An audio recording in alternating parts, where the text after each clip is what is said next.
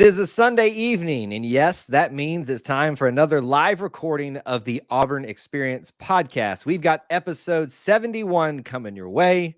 As always, we've got some major topics around March Madness and Auburn Baseball, and of course, we're always going to throw in a little Auburn potpourri, and of course, we'll talk to you all before and after the show. Let's get into it right now.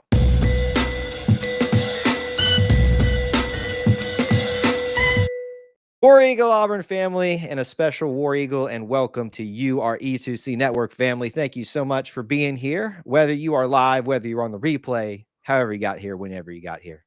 Thanks for hanging out with us. I'm Kyle. That's Austin.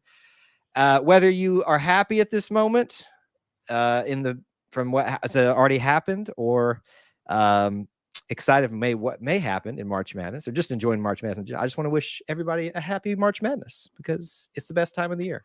Hey, look, it's the best time of the year. Sometimes it stings a little more than others, and we will certainly have plenty to talk about. But hey, you got to enjoy the first weekend of March Madness, no matter what. There's a very long time, Auburn was not involved, and as of this moment, Auburn is no longer involved. But it's still very fun, and as we're witnessing right now, it can still be very fun for a multitude of reasons. So let me go ahead and express what's happening here right now. We are, so for those of you that watched the replay, we are recording. Actually, we're a little late tonight. It's like 9:17.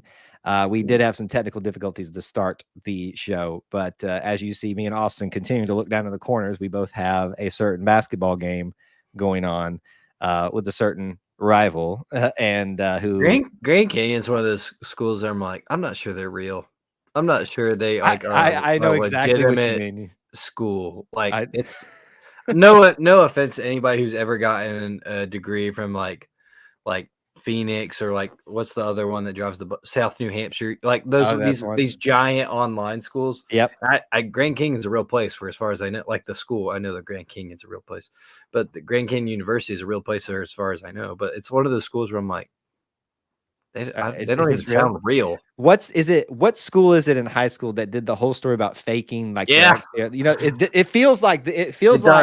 it feels like Alabama, regardless of how this goes down, is getting punked. Like they're playing some fake team and having a hard time with it too, which is always enjoyable. Even their fans, I'm like, are these actors? Like they don't. It's just it doesn't look legitimate. Y'all are really well paid actors because the fever is there, and I dig it. Can we just go ahead and address something? I want to know who brought the Kick 6 sign to their student section for this game. And they have a Kick 6 they have it. They said Alabama's greatest play in all of their history, or some version of that, the Kick 6. And so they're just listen, Auburn people were there. They're giving them stuff. There's still Auburn fans there who wanted to use the whole ticket for the whole session or the whole time. So they are just right in there with the Grand Canyon people. Again, this is a moot point. If they lose right now, they're up. I have a feeling that it's not going to go the way all Auburn fans would want, just to go ahead and set the table for that. We don't plan on holding you guys up to watch this thing in because we do, our lives do not revolve around Alabama, but we are going to probably try to, at least peek over here during the show and stuff when one of the other is not talking. We'd love to say hello to you all as we just expounded about that and Grand Canyon forever. We got lots of fine folks checking in. I saw a lot of people early. We'll give you guys credit for being here early. We had Micah, Angela, War Eagle is what it shows up on me. So I don't know how you got that name, but congrats to you. 313 edits. Mr. Brian from the Great White North is here. Good to see you. Neil, like, man, we got a lot of fine folks here today. Good to see you all. Brian, are you saying this is a private Christian college, Grand Canyon? Grand Canyon is? I thought I heard something about sharing their faith on the broadcast, but I was in the middle of getting things set up, here. And so I didn't know that. I thought they maybe were talking about the Alabama chaplain or something like that, but that's cool. Don't know anything about him. Can't vouch for one mascot. Yeah. The antelopes. That's so unique. I'm going to love that. Hey, by the way, folks, if you didn't catch this isn't the Auburn Experience. This is the Grand Canyon Experience. Clearly. I got to be honest with you, Austin. You and I are on the same wavelength tonight. I thought they were fake. I continue to feel like they're fake. Mm-hmm. But awesome mascot. Who else? Awesome. Is that correct grammar? the Akron Zips, aren't they technically? Oh, No, they're a kangaroo. That's what they are. yes. They got a kangaroo for a mascot. We have a direct tie to the Akron Zips on this show. Yes, we do. Well, is it current or is that a Oh former? no, I finished that.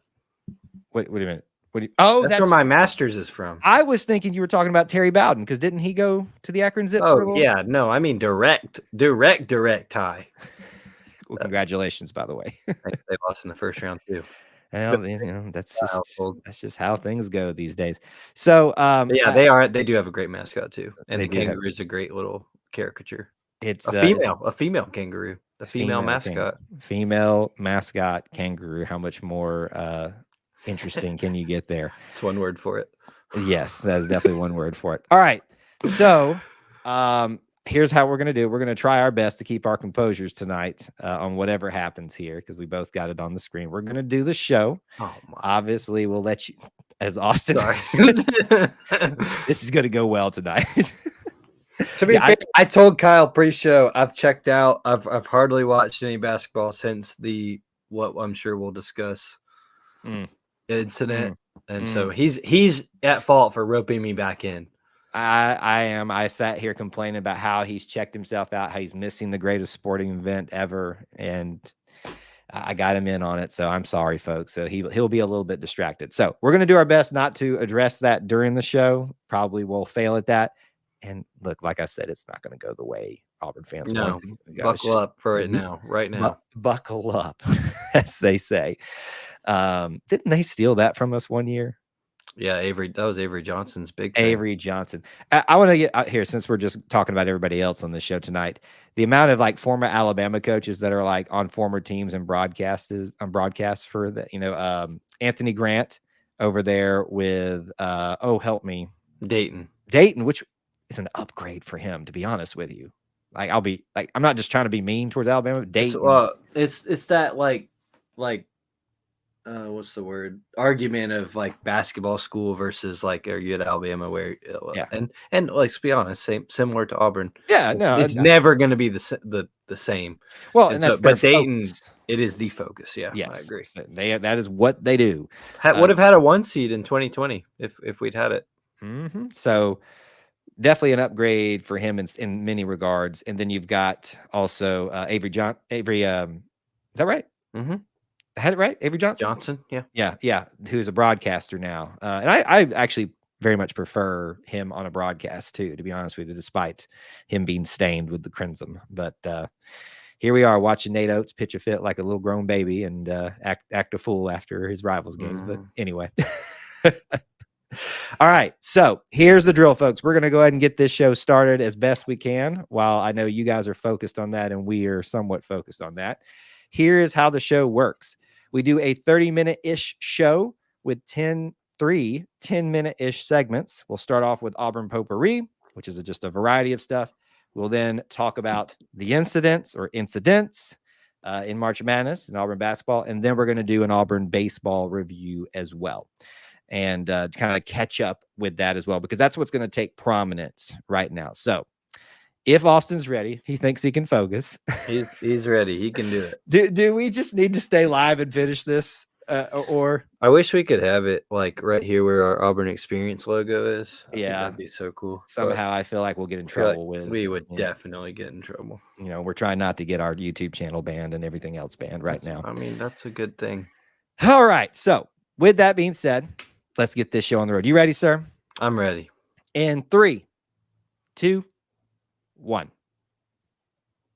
David Housel described it best. We are living the whole of the Auburn experience. You can quantify it. You can qualify it through a variety of ways, means, times, people, places, and things.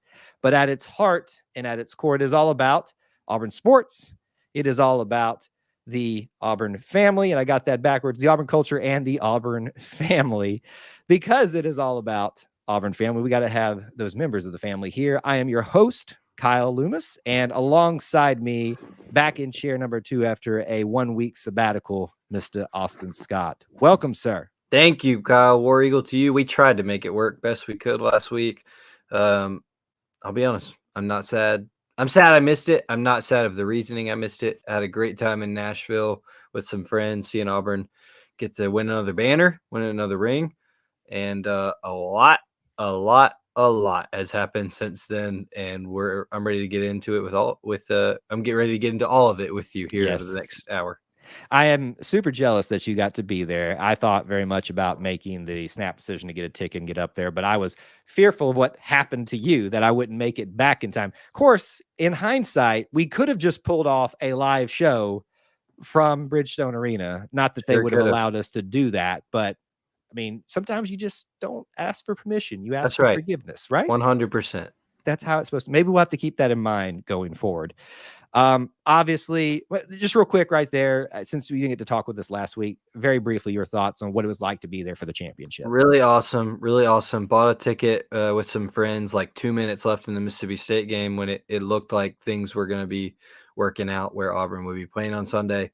Bought just whatever the cheapest we could find to get in. Worked our way down by the halftime to some pretty great seats that my sister-in-law had been kind of watching for us, and stayed there and got to see the celebration, the nets cutting down, everything from right there. And really awesome to see. We were talking in our E2C Discord for our give me the right terminology, Kyle. The Conquer Club. The Conquer Club. And you gotta say it like that. You guys, the Conquer Club. And that is for those who subscribe here on YouTube. You're not subscribe. You have to subscribe regardless. You have to join, hit the join button on YouTube, or go to patreon.com/E2C Network. It's like we planned this or something. That's how you get in the Discord that was giving me lots and lots of trouble for making the trip to Nashville.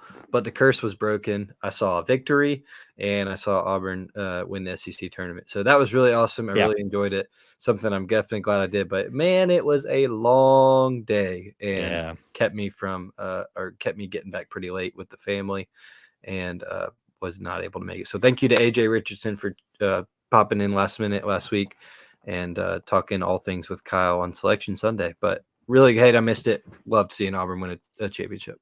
Well, let's move to wider basketball discussion, and we're going to talk about it, folks. Just hold your horses. But I want to ask something just in general about this, because even though it's more broad than just Auburn, let me just ask you this question, Austin. How's your bracket feeling? Not great. It's really mine is not great. Very long story short, I went back and forth on a lot of different things all the way up until the night before. I was really trying to not have orange and blue glasses on. Boy, did you? Boy, did I. And, it really wouldn't have mattered where I had Auburn. I was debating between losing to UConn and going further. I think many people, Auburn people, were in the similar boat. Didn't matter. We'll talk about that. But that kind of messed it up. The rest is like, okay, like there was a while there for the first round, every kind of toss-up game, which toss-up games I throw from like 6-11 to like 8-9, I guess. Yeah. Or 5-12 to 8-9, yeah. 5-12 happens a ton. So to ton. me, it's basically if you find yourself as a 5 seed, you better be praying real hard that you're gonna get the 12 seed that's really a 12 seed. So like 5-12 to 8-9, there was a while there for every single one of those toss-ups I was missing on, and it was driving me crazy. Yeah. I was mad at myself for a couple things. I bet against coaches that I should just not bet against. Did you bet against Tom Izzo? I sure did. When are people gonna listen to me on that? Look, Kyle, I usually don't, but I messed up. I'm sorry, Tom Izzo. So I started 0-2. It's gotten a little bit better. It's not great. Obviously, Auburn losing did not help me. I wanted to talk about this last week if I got on the show, but we did do brackets. Everyone in my house, living and breathing, did a bracket. That means Brooks and Barrett did a bracket. That means Emily did a bracket. That means my dog did a bracket. There are 5 brackets on our fridge down there. Now look, little puffs. Parents know what I'm talking about. Puffs are a powerful thing. You can get kids to choose left or right. And that's how we did it with Brooks and Barrett. I was wondering. Brooks is winning this household, and most of the groups I have him in. Brooks is a pretty stand-up job. He's got a great bracket. Barrett, does not have the gift. He picked an undetermined 16 seed to make the championship game at that time and had Samford beating them in the national championship. So I sent it to my family like this, and I know I'm talking about this for way too long. The combined total seed, like when you add up all the seeds of his Final Four, was somewhere in the 50s. Brooks's was like 7. Okay. And so it's not going well for Barrett. It's going pretty good for Brooks. Emily and I are somewhere, and Harper the dog are somewhere in between. So that's how our house is. How's yours bracket doing, Kyle? My bracket was, first of all, I commend you for your creativity. And thank you. Wow, I mean, A lifelong dream that was accomplished this week. It was a blast. Aim high. That's right. My bracket was doing fine until Sunday evening. I had surprisingly some really Sunday, like tonight. Baylor losing. Yeah. If again, I'm just going to go ahead and preface this. We always record this live. Alabama right now is having a hard time with Grand Canyon. Probably going to win it, but if they lose it, they're going to hurt me. So it's kind of that yin and yang. Which way do I want to be happy? Oh, you don't care. Yeah, y'all know which way I want to be happy. But anyway, yeah, I've had a pretty decent bracket this year. I made some second changes. Like I'm talking about, I logged in 1 minute left before they're live. Oh, wow. And switched over some things that were brilliant. I can't remember them all. There you go. But I'm just like, how did I, like, it just, something told me switch and it saved me. So this has been one of my better years in recent. That's good. I think my Final Four is still intact, all that as of this moment. I've got 3. I think I've got 3. Yeah. Yeah, I've got 3. Knock on wood. All right, enough about the brackets. Let's get back to some more Auburn stuff here. But we can talk about the brackets because women's basketball competed for the very first time under Johnny Harris in March Madness. Now, preface that a little bit. They were playing in, so they were part of the first 4. They didn't actually make the tournament. They were in, but it's always that debate. Do you count it? If it's someone you don't like, you're going to say, "Ha, you didn't really make it in." But if your team made it in, you're going to say, we count it. It's just how we all are as fans. I just want to say it didn't end obviously the way we wanted it to. They didn't give up. They kind of had a gap between them and Arizona they couldn't overcome, got close a few times, but just congratulations to them for taking that next step as a program. What we've been talking a lot about, Austin, about the trajectory is great. Yes, absolutely. It was something that we really, I hate to see it in that way. I really thought they should have been in the field of 64 regardless. I know I'm Mr. Auburn fan here, but I really thought they had the resume to make it. Was surprised they had to be in the play-in. However, they wasn't able to come through against Arizona and was sent home. I hate that, but like Kyle was saying, that is a next step in the trajectory. I even saw Auburn put out a graphic, similar outlining that trajectory and that things are going the right way. As long as that continues to happen, I'm not concerned about this program at all. But hate that it ended that way. Glad to see that their name was called on Selection Sunday.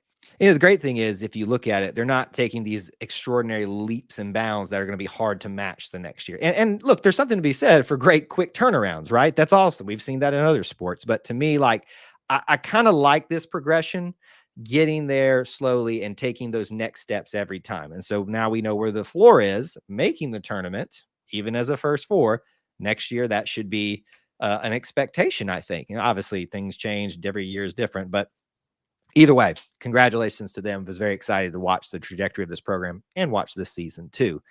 I want to mention this for Auburn tradition stuff. Last year, we talked about it in the debut of, I'll call it version maybe of the War Eagle flight coming to Auburn Baseball.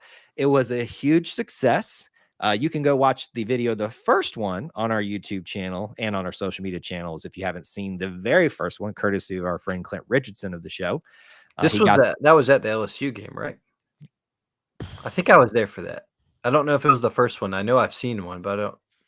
Whatever the first one was, and Clint was there, and he and his lovely wife snagged a video for us for posterity to have that historical moment. It's back, and whether it's rain or shine, apparently it's going to go off and do it several times this year. I don't have the list of the games, but I think four total games this year that you can see the War Eagle flight from beyond the scoreboard, I guess above the scoreboard, wherever it was, and fly on in there. I mean, it's great.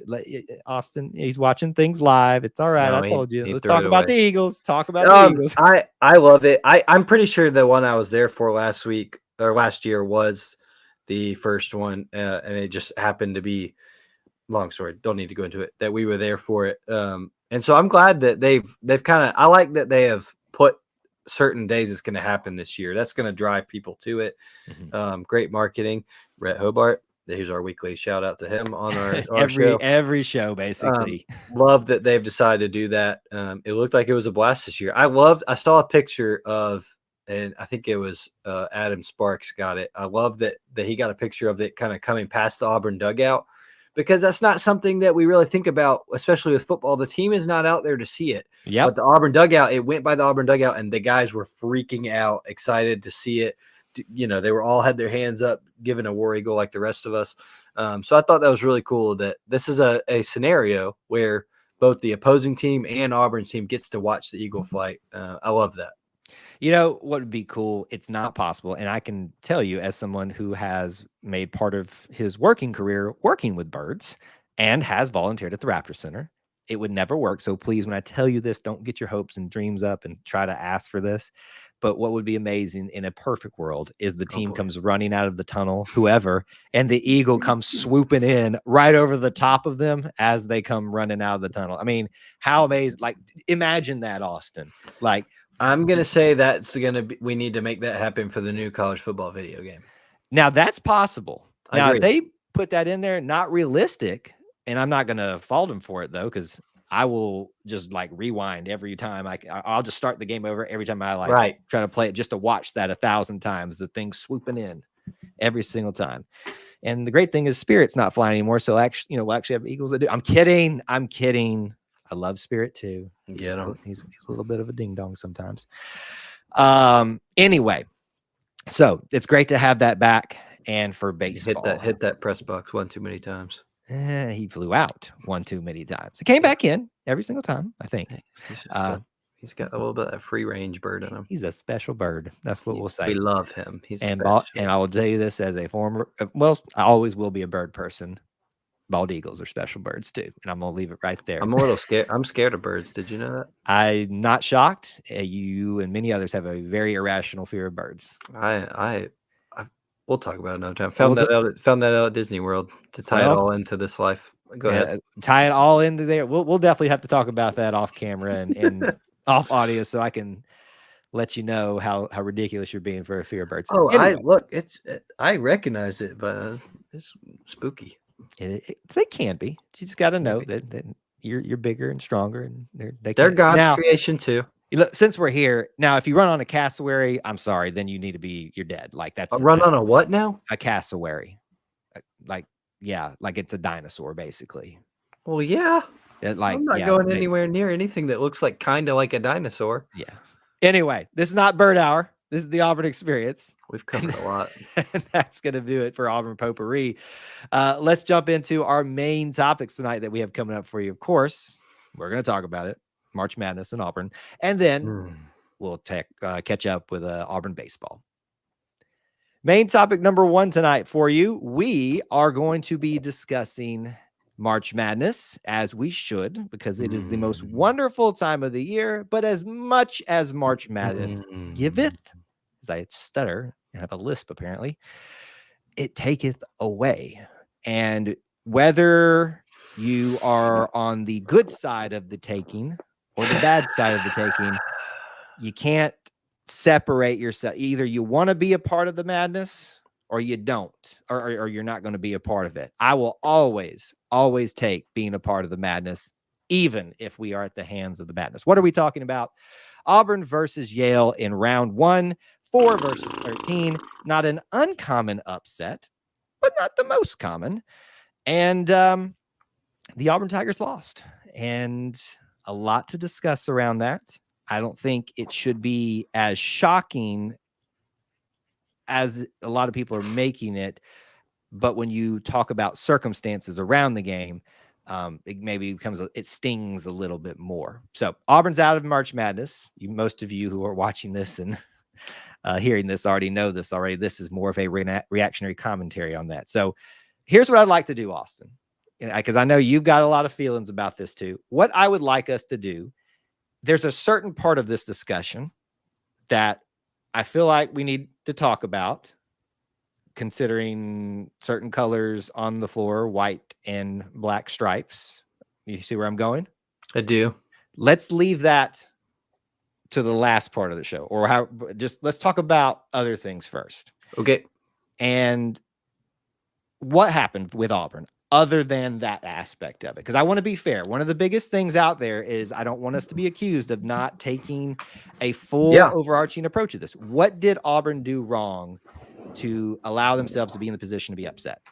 They did not capitalize on the opportunities that were afforded to them, first and foremost. I think it takes it. You can, we're not solely discussing the Zebras on the court at this moment. However, there was multiple chances they had at the free throw line in the last minute, 4 or 5, and missed them all. You cannot expect to tie a game or win a game if you cannot hit from the free throw line. Kyle feels it in his sleep. He talks about it in his sleep. You have to make your free throws. This has been a good free throw shooting team, but when the rubber hits the road and it's pressure time, Auburn did not. They turned the ball over too much in the last 6-7 minutes, and a 10-point lead shrunk quickly. They did not capitalize on what they needed to do, regardless of who was in the game, regardless of who was available on the bench. They did not, regardless of who was calling fouls, they did not capitalize on the offensive side, on the defensive side, at the free throw line in order to give themselves the chance to win the game. Auburn was there. Auburn, look, March Madness is a great time of year. There are great teams that have lost in the first round. Okay, like it happens. But Auburn fell victim. Kentucky. Look, Auburn. I saw a set before we got on tonight. Baylor, Virginia, and Kansas have all won the national championship in the last 5 years. Mm-hmm. The years outside of them winning the national championship, they didn't make it out of the first weekend. Yep. Consistency is hard in this tournament. It's hard to continue to compete each year.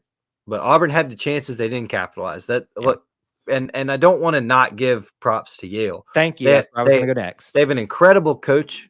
I think he's phenomenal. Was it like 20 years there at this point? Yeah. He's been there for a while. He has come to Auburn or Neville Arena before and played and they had great athletes. Their guards were incredible. Pouladakis, whatever his name is.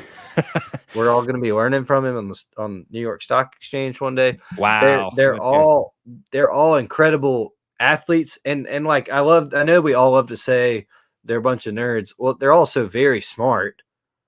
And they played smart basketball. Mm-hmm. Like they're not just smart in the classroom. Like they played smart basketball and they did well.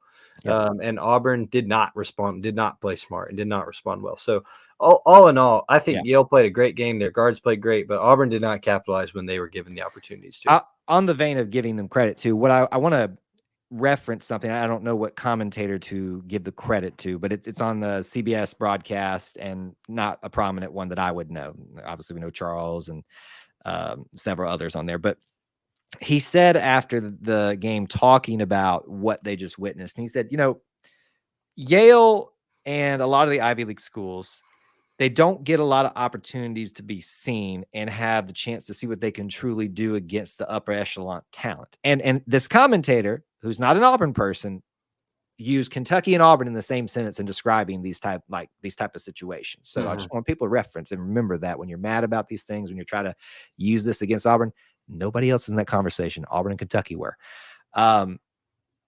They were discussing that the Ivy League doesn't get these opportunities because they're playing each other in conference, and there's usually one, maybe two of them that are legitimately have a shot at this every year. And so you don't really get an idea how good they are. Yes, they play in the non-conference, like we said. Yeah, in the Auburn before, I think we whooped up on them then, if I'm not mistaken. Maybe I'm wrong, but I think so. I mean, I think it was competitive, but it wasn't like 40 point. But right, so you never know with these Ivy League teams. That was his point. Is like people are going to make a big deal about this, but we could be looking at a very good Yale team, even better than most people thought. We'll find out later tonight. Obviously, we're recording before this starts. I think it hasn't started yet. Yeah, should be soon. We shouldn't be playing right now.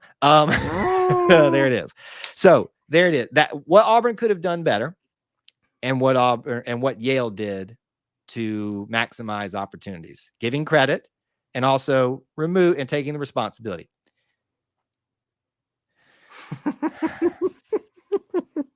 Austin, I want you to know that I have worked real hard this year to remove as much as possible. We do reaction live streams after basketball games. Right. My commentary about the refs. In fact, I've shut down a lot of the commentary, ignored it, /addressed, and said, "Listen, that's not even part of the equation. Let's not even discuss it. Okay, it's not pertinent to the conversation. Discussion about refs and things like that. If you are a good enough team, that shouldn't factor into the game. You shouldn't be in a position." And that point still stands here. I acknowledge that, for the refs to alter the game. However, on the flip side of that, a referee should never, ever alter the course of the game.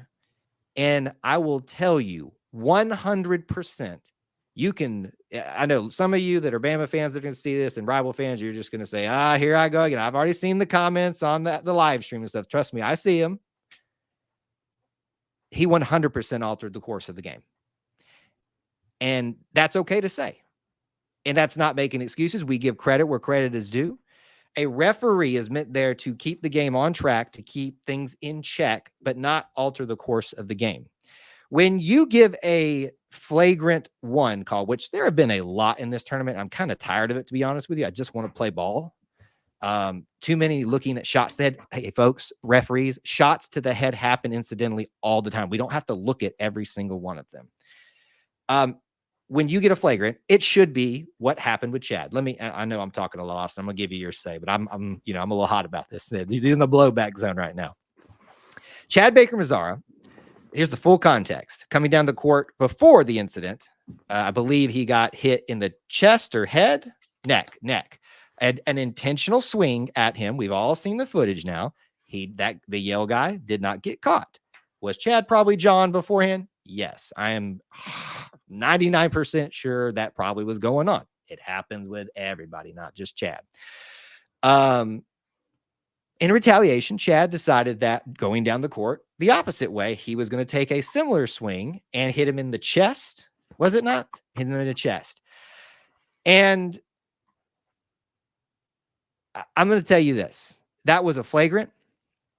First of all, Chad Baker-Mazara should be ashamed of doing that regardless. It was a flagrant one. It was not a flagrant two.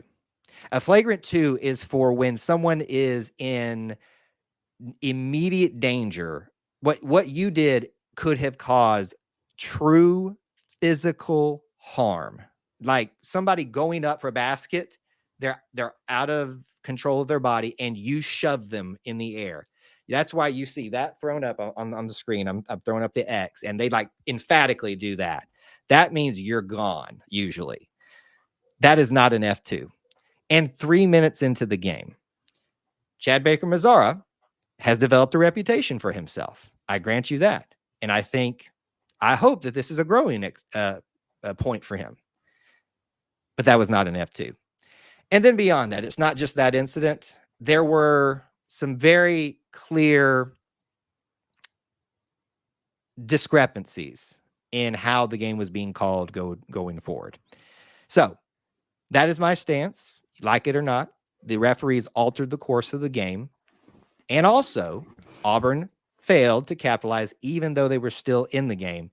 And Yale took what was afforded them the opportunity to take the game. All those things can be true and coexist. I will step off my pedestal for a minute and let you have your say. Yeah, no, you nailed it on the head, partner. I fully agree with all that you said. I was really shocked that, speaking about Chad's incident, that it was a flagrant 2 off the bat like that. I just think we have seen, and as we've seen before this incident and as the tournament's gone on, there's been very physical play. There's been instances where flagrant ones that are similar, if not more so than Chad's incident, were just called flagrant ones. I do think his reputation played into it. I think that the SEC tournament, Chad is an incredible instigator and can get in the minds of other opponents. We saw that on clear display in the Mississippi State game. Yep. And I think that played a role in this from these referees. Now, is that right or wrong? I think there is a way that Chad and by extension KD have been able to use that in the game. That's part of the game. Every bit of this sport and every other sport is just as much mental as it is physical. And they have found a way to be able to use that. I don't fault them for that at all. I think that is a tactic that more people would use if they could. I think the right person can use that. Mm-hmm. However, I also see the flip side where, and Coach Pearl pointed this out, and even Dylan Cardwell post game, that retaliation, and I feel like we see this in football all the time. It's always the second guy. Always the second guy gets caught. The retaliation is wrong, and it is not okay, and it cost his team. Yeah. And I totally agree and get with, should it have been a flagrant 2? Should he have been ejected from the game in the first 3 minutes of an NCAA tournament game? No. However, his actions are to blame first and foremost, and so it's not okay. It cost Auburn greatly. I know I'm on this Auburn Experience podcast. I am a regular Auburn homer, but Auburn wins with Chad Baker-Mazara. I have no problem saying that. Chad Baker-Mazara is the best perimeter defender on this team. His length is irreplaceable. John Poulikitis Dacus, I don't know his name. He does not score that amount with Chad Baker-Mazara guarding him. 50% the rest of the way. So it's unfortunate. However, it is a complete, I hope, a reflection moment for this Auburn team and for Chad. His dad was there. His dad, I think we all read about that, that his dad was there and surprised him coming up, and only got to see his son play a few minutes. I know that hurts Chad and his father more than we can understand. Absolutely. And so I hope that this is a moment. Chad Baker-Mazara is going to be on Auburn's basketball team next year. He's going to be a key player and continue to be a stud for Auburn. And I hope this is going to be only be further a learning situation. However, to your point about the rest of the game, it was whatever the referees wanted to do, they did. We could have, if we were calling that a flagrant 2, we could have had half the teams ejected for a bunch. I saw flagrant 1s and I saw a flagrant 2 not called another 2. That should have been a flagrant 2. I said, if that's not a flagrant 2, Chad Baker-Mazara is not even a flagrant. So I probably just need to leave it at that. I think the summary of all this, all the discussions around this, whether you are angry at Chad, whether you are angry at the refs, frustrated at Auburn for not being able to respond, or just flat out, you're like, Neil just deserves the credit. All those things can coexist in this conversation and be true at the same time. And I think even as we've, talked about what we think Chad would do, he would agree, I think, in hindsight now. Of course. I think his team definitely agrees with that. His coach agrees with that. And we're not going to sit here and beat the kid up because he made a dumb decision. We all make dumb decisions. And I think it's very important to remember that these are kids. I know that it's so easy in this day and age with NIL and the platform these guys have. They're kids. This Chad, I don't know Chad Baker-Mazara's age. I know he's under 23. And I did a lot of stupid stuff under the age of 23. For Kyle, that was like in the 80s. But I knew you were going there. I knew you were going there. Kyle, they didn't have internet, so he might not have done as much stupid stuff. But we've all done stupid stuff. So it's okay, Chad. I'm sure you'll never watch this, but it's okay. We forgive you. We love you, our Spanish brother. It's gonna be all right. We can't wait for next year. It's over, folks. And can I ask you one question before we finish what you got? What you got? My wife asked me this question earlier today, maybe yesterday. Would you feel better if Yale makes this special run to the Final Four, or would you feel better if UConn just destroys everybody the rest of the way? It looks like we would have never have a chance. I have no clue. I've thought about that a lot. I can't decide either. I can I have both? Can I have I Like, think can I that's have where it? we landed. Can I just have the tournament end right here? Well, yeah. I want UConn to. I think I want Yale to make it to UConn, and Yeah. that would give me a little more. Like they beat San Diego State. It's like okay, they are true Cinderella, and then I think I want UConn just No, I crush don't everybody know. the rest of the way. I can't. I haven't processed all that yet, but the reality is Yale wins, Auburn loses, the year's over. And we're not done talking here about the basketball team. We need to get this out of the way. I think we'll probably do kind of a wrap-up Sure. season show here, maybe even next week or the week after that. We'll see. We've got A-Day coming up, so I know there's still plenty to discuss about this team. We want to give some credit to like Jalen and Lior, who we won't see again, definitely, because they're done with all their eligibility. But wanted to get that out there, talk about it. We did it. We can move on now. Big topic number 2 tonight. We are going to talk about something that at least we can keep somewhat calm about tonight. And we want to talk about the diamond sports, specifically about Auburn baseball. We can discuss any softball things that you'd like within there, but I think it's a good time. We did it during basketball season, maybe every 2 weeks or so, because, it's not that it's not worthy of talking about every week, but there's so many games, and we want to give you a variety of stuff that we discuss here on the Auburn Experience. So let's catch up about it, Austin. It's been about, I think, 3 weeks since we really dug into this team. They have started SEC play. Have you looked at the Have you looked at the rankings of SEC baseball? SEC baseball is just, it's a death pool out there. Am I like imagining things this year, or is everybody like higher ranked than normal? Like they're always ranked, right? Thoughts? Like it's brutal. It is every year, but it does feel like this year it's just everybody's elevated. And your first 2 weekends being Vanderbilt and Arkansas at Vanderbilt and home against Arkansas certainly don't help. I feel like you get knocked in the mouth right Arkansas out the gate. Won a national championship recently, or no? No, they came very close. They were fly away from beating Oregon State a couple of years ago. But Vanderbilt in the last decade, I believe they have won. Oh, absolutely. Yeah, maybe. No, probably just one. I don't remember. So we're talking about, a time, which it always is in baseball, the SEC is dominant.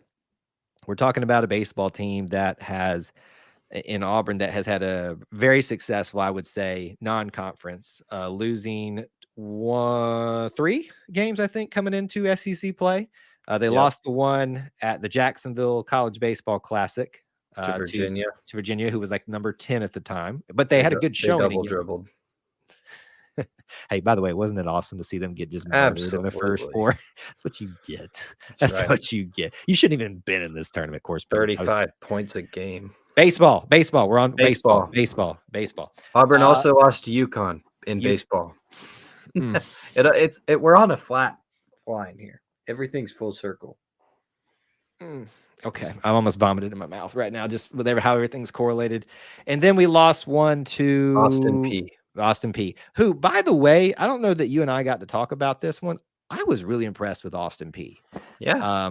Especially coming to Plainsman Park and the amount of offense they were able to put up. I think there's a discussion to be had, where are we at with starting pitching, especially right now for Auburn baseball.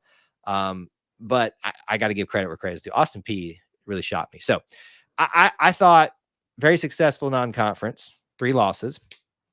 And then you look at SEC play. So first up, Vanderbilt, you go there, you get swept. You really don't look that competitive outside of the last game, but that's usually when, if you're going to get one and it's a lopsided series, you get one because they're having their third one in line and their starters. Everybody does it, right? It's just usually how it happens.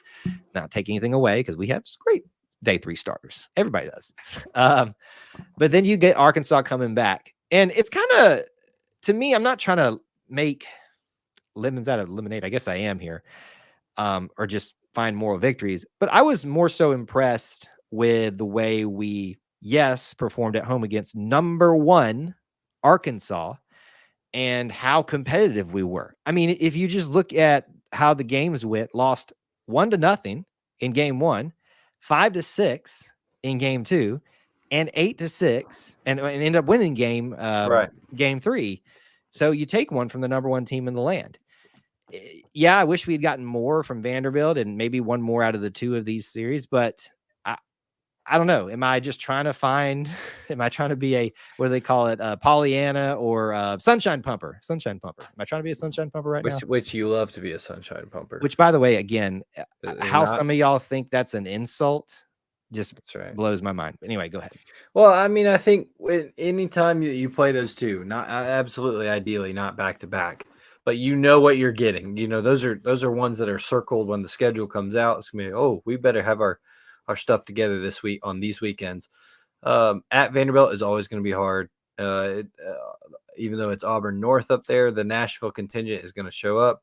Vanderbilt is a household name in SEC, but all of college baseball. That is always going to get the first round draft picks, always going to have elite pitching. Yeah. And so you know that's going to be tough.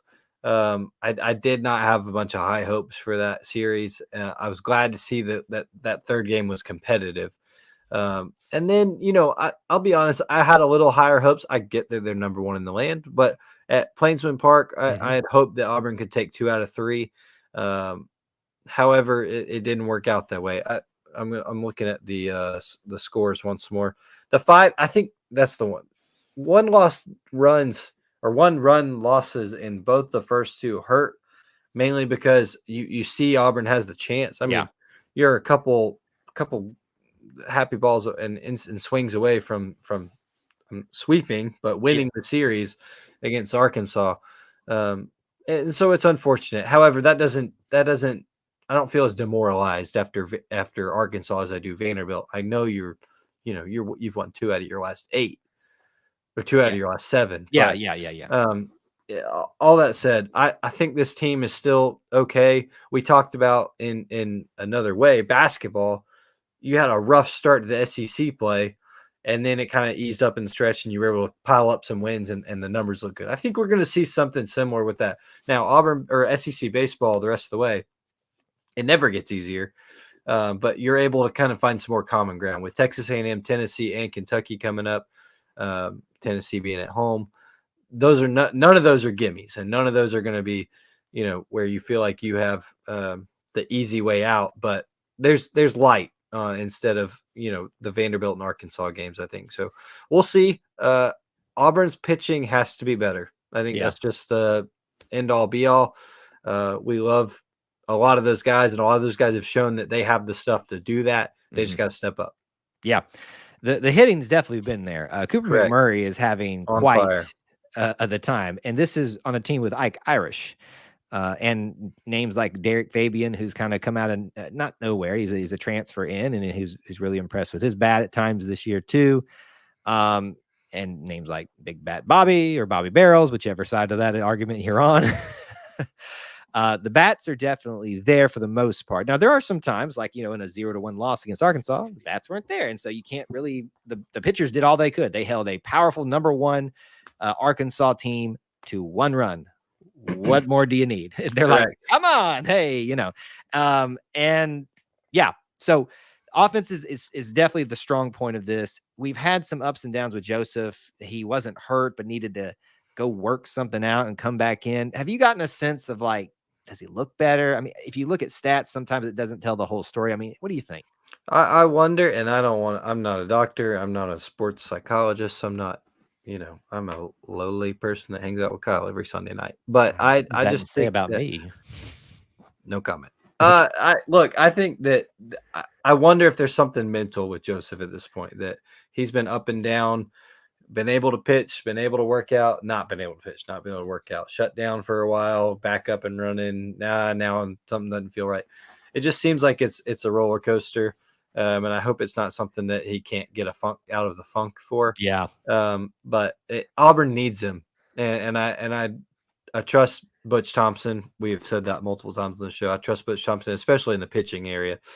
So Auburn needs him to get right, and I hope he does. But it's not frustrating where I'm frustrated at Joseph Gonzalez. It was frustrating because I know his potential, and as Auburn fans, we want to see him succeed. And imagine how frustrated he is too. Absolutely. Yeah. I do want to, give some maybe recipes for maintaining where we're at, but also looking ahead and giving some props too. Connor McBride gets a weekend start. Yep. Whether that's because Carson Myers wasn't, I don't know if it was just a new thing this week. They wanted to try it because we had a different week starting on Thursday. To me, I leaned that way. That's what happened there. But he had definitely earned a look at starting on the weekend because of the way he's done in midweek. But then I'm kind of like, hey, we're locking down these midweek games where at times in the past we've kind of dropped a few of them. Let's keep that. So that's my recipe for success for Auburn right now. Keep taking care of business in the midweek games. These are teams that you should beat, but also you don't want to take lightly. Some good teams in the Southeast and some of these regional areas that we play on midweek games. Take care of business there. Continue to do that. Really maximize your opportunities at home. We saw it at Arkansas here. Really take advantage of the opportunity to win a series, to at least get a game out of there, and then just go out and try your best on the road in the SEC. It's going to be tough. And as you said, all of the things we discussed, pitching overall, starting especially pitching, maybe continuing to get better. And we got a pretty good bullpen, I think, too. Obviously ups and downs sometimes. Of course.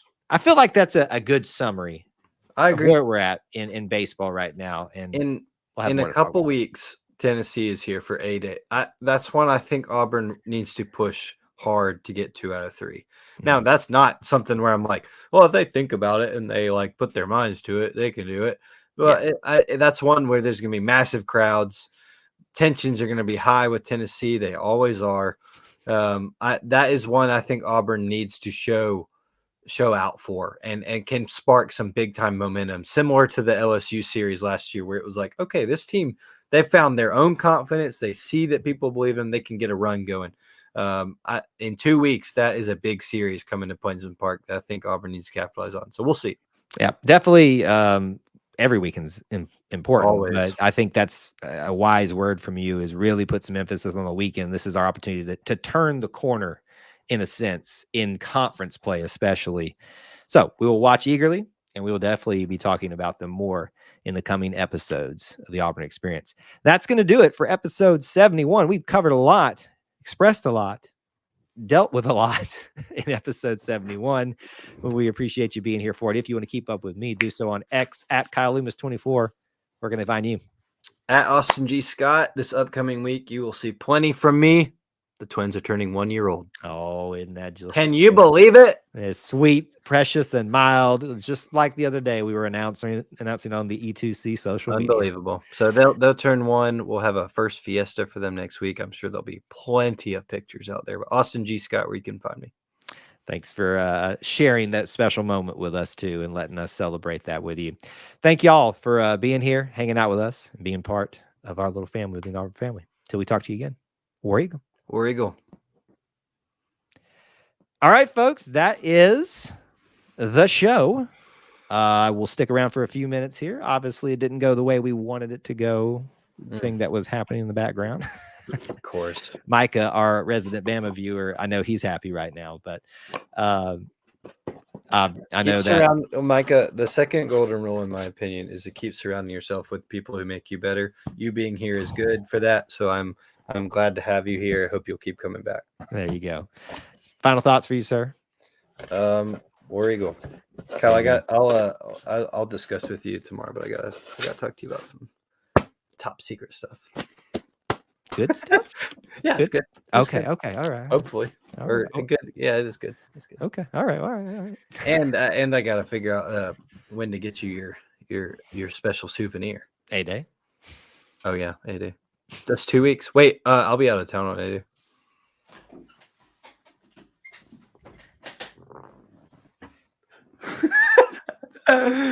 That's April 6th, right? Yes. Yeah. I'll be out of town.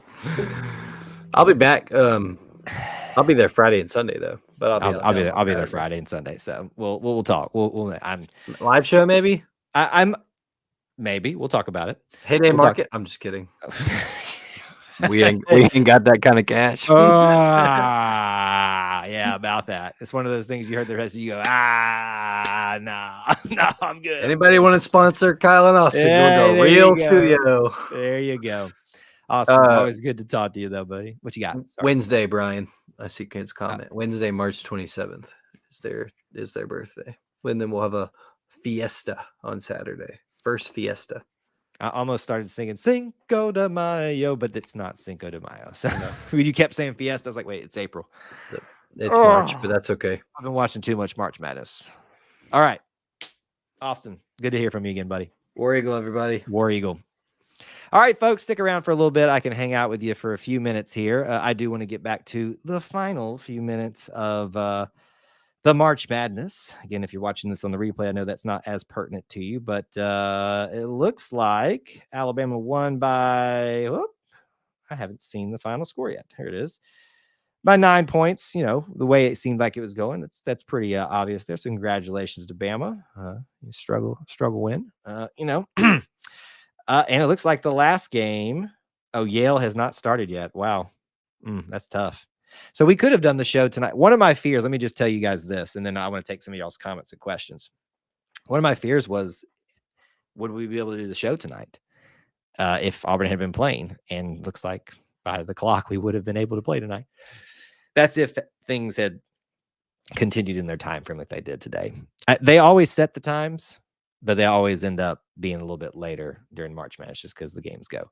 A&M is in striking distance of Houston too, so that's pretty interesting there. All right, here's what I'd love to do. If you got comments, questions, derogatory rebuttals you'd like me to comment on, talk with you about right now, get them in. I'll look back through what y'all discussed during the show.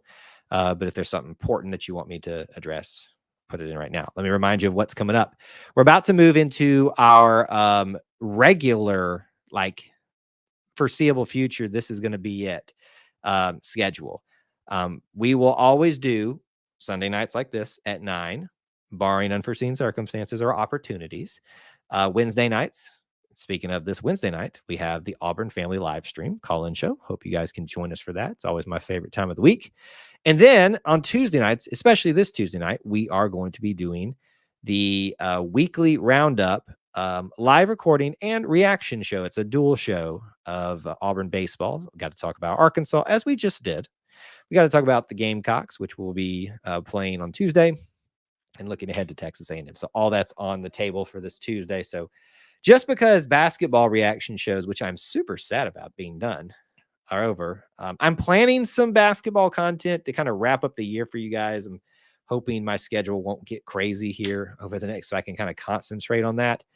But March Madness is over the first weekend outside of these 2 games, a game and a half, because it's halftime on that one. And I don't know what to do with myself, folks, because I look forward to this every year, this weekend, these 4 days. And then it's gone. Tough scene. All right. Let's see what's going on here. Kyle, where did your pick of Caddy move to? My pick of Caddy. Where did it go? Oh, yeah. So I would, it's not, if I mess the system up, I can't move you and show you. It is over in this direction. On the wide shot that I do for regular videos, you still can't see it. I did a rearrange of the studio for visual purposes, for practical purposes. And I love this new setup because it just keeps my office space a lot more ready to utilize for a variety of things. So unfortunately, that is now off camera, but it's one of the first things you see when you walk in my office from now on. So the most important picture I have is the Prayer Warriors picture of Auburn and Alabama praying together at the 50-yard line. I think after the 92 game. I forget which game it is. But it's my late father's picture that he always had. And he promised to me when he passed away. And so I have it. And it used to sit behind me. But as you can, here, I'll pull back the curtain. You see that thing? You can see the light behind me. So there's a reason things are set up this way. So I can have better lighting, but not it show up on here. That's how the sausage is made. And yes, it used to be on the wall behind me, but that's always been there since I did this. There's another picture back there too. You guys can, it's the weird eagle that a lot of people used to comment on, but I like it. NCAA football live stream whenever it releases. Probably, I'm thinking about doing a reaction video to One Shining Moment, even though Auburn will probably barely be in it. I'm really trying to think through how I can do NCAA football stuff and maximize it. So that's being thought through. Don't you worry. Yes, we can always arrange that, but I will tell you what you're seeing right here. That's about it. There's another wall over here of stuff that's not for y'all, of another hobby of sorts of mine. It's nothing weird or sketchy or anything like that, but it's pop culture basically. That's their wall. This is your wall. That's a closet. There's my TV. There's my lights. You're more than welcome to come see it, but I don't know that you'll be impressed. Let's see what else. There were some questions that started to come through here. We addressed that one. Any news on who will be the apparel supplier? None that I know of or am privy to. And Clint is the one you want to be following on that. If there is stuff to know, he will probably be one of the first ones to report on it. I get the feeling that you'll start seeing rumors circulate at some point before the summer. Let me just kind of lay it out here. And this is how I feel things work. You can probably point to things to prove this idea wrong. But what I find is, especially as basketball wanes, football's spring gets over, we move, and baseball slowly gets over. If they don't have a good run, you're going to see a lot of content creators like myself and media people try to bring up topics to get the clicks. And when I say clicks, I don't mean like disingenuously, but you're going to see that come back up to the surface, even if there's no news to talk about. But I think we're all feeling like this summer at the latest, we'll get something to talk about. That's the conventional wisdom, I guess, Let's see. Anything else that you all discussed that's worth bringing up during the show? Doesn't really matter the sport. Vandy loves to play us tough, except for football this year. We put it to him. On that note, so, I know you guys, and I shouldn't indulge some of these stupid comments sometimes, but we had a comment. What was it after? It was something around, I don't even remember if it was related to the video that the guy commented on, but it was about, haha, Auburn's got a such and such record versus Vandy in football. And, you just write back to the guy, you go, I'm not sure you understand the history of college football, much less the SEC, much less Vanderbilt's history. Folks, really think before you comment something on social media or YouTube. Make sure you don't look like an idiot. The fact that guy thought that was somehow an insult just shows how uninformed he is. So just kind of a PSA for everybody out there. I don't know why I felt the need to share that, but when that was brought up, Vanderbilt, it sparked that in my memory from this week. A lot of people talking about their brackets. It's been a lot of bust this year, but mine is doing all right until Alabama winning actually saves me. Salvages today for me. Baylor losing. I tried to make my sleeper pick James Madison, and they just disappointed. So that really hurt me. I think there was one more loss I took today. Clemson beating that was Baylor. I'm sorry. I feel like there's one more out there that I'm not doing so hot on. But overall, if you look at our bracket contest right now, sorry, I knocked the camera around. Let's just do a live looking at that, and then I got to go. We've been on here for a while. If you look at it, I'm 5th place right now, tied for 5th place with 3 other people. Mr. Brian Fulcher is tied for 2nd place. Wordle is AU1 is winning it currently. So yeah, there you go. Dalton, I don't know if Dalton's watching tonight. Dalton is within earshot of being in contention for things. So it's been a pretty good bracket for me overall. I've been as high as 2nd in our bracket challenge, and I've been as high as in the hundreds on the Auburn ESPN group, has 25,000 in it. And I was in the 100 something, which was shocking for me this year. Brian says, I really hate the nonsense I've seen on some social and content creators ripping AU players and coaches for the Yale loss. How soon people forget life before Bruce. Yeah, I thought about that a lot of late. And I've really tried to think about where I fall on that scale, because I think some of the points and criticisms of players and coaches, and what we're referencing here, and I'll just flat out say, is Jake Crane and his commentary. I think people forget that Jake is a big time media person now, and he knows he gets more stuff by saying things like that, and that's part of the thing. So I feel like sometimes we should be smart to that, and just realize that's what's going on there. It's not being disingenuous. He probably holds that opinion, but it's put out there for a purpose, and he knows. I think that's in some ways smart to do that. I just think that's not my brand. Brian and I have had a similar conversation about this privately. That's not my brand. I'm not going to sit here and tell you everything's great, but I do what I do because of the coaches and the players, and not beyond the sports because of the Auburn people. So to me, it's just not something that I think is great to dive into all that much. Ripping players, that's pretty sleazy.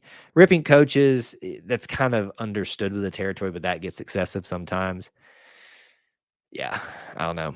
It's been one of those weird weeks, you know. Yeah, I hate the narrative. Yeah, combating narratives is challenging.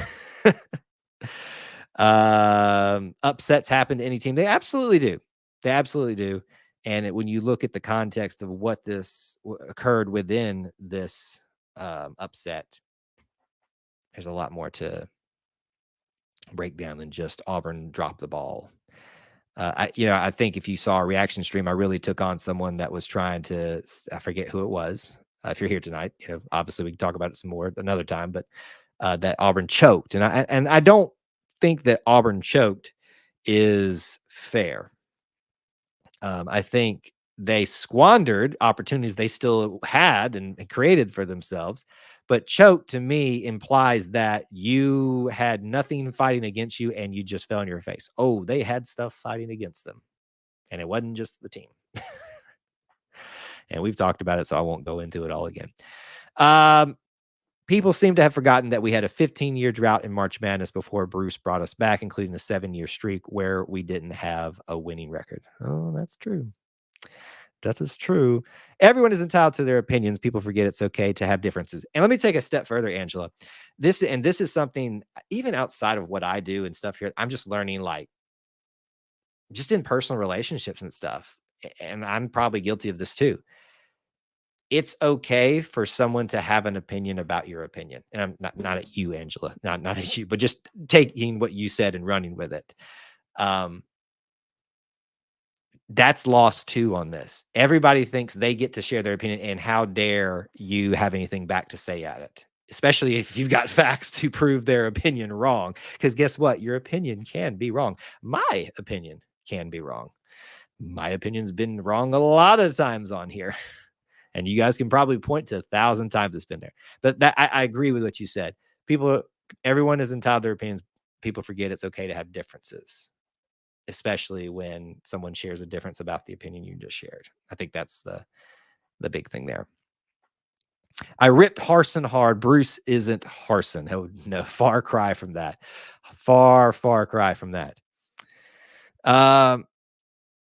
World Sports says, I think CBM shouldn't have gotten ejected, maybe a flagrant or tech, but not two flagrants. If anything, the other players should have gotten ejected. He got karma, and today he got slammed on the wood. Oh, is that started already?